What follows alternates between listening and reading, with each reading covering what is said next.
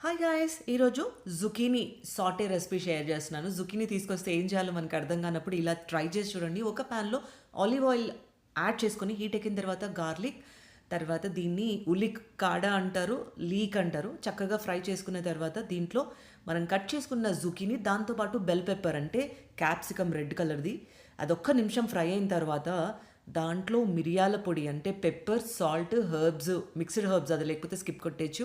Soya sauce and lemon అనమాట.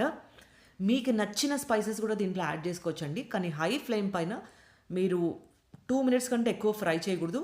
ఈ veggies అంతా క్రంచీగా ఉంటేనే చాలా బాగుంటుంది. నేను కోకోనట్ కర్రీతో సైడ్ డిష్‌గా సర్వ్ చేస్తున్నాను. ఎవరైనా డైట్‌లో ఉన్న వాళ్ళు సాలడ్స్ తినడం బోర్ కొడితే ఇలా కూడా సాటే చేసుకొని తినొచ్చనమాట. మరి ట్రై చేయండి. మీకెలా కుదిరిందో కామెంట్ చేయండి. ఇలాంటి మోర్ వీడియోస్ కోసం ఏం చేయాలి? మన ఛానల్‌ని సబ్స్క్రైబ్ చేసుకోవటం మర్చిపోకండి. మరి నచ్చితే ఒక లైక్ చేసి ఎంకరేజ్ చేయండి.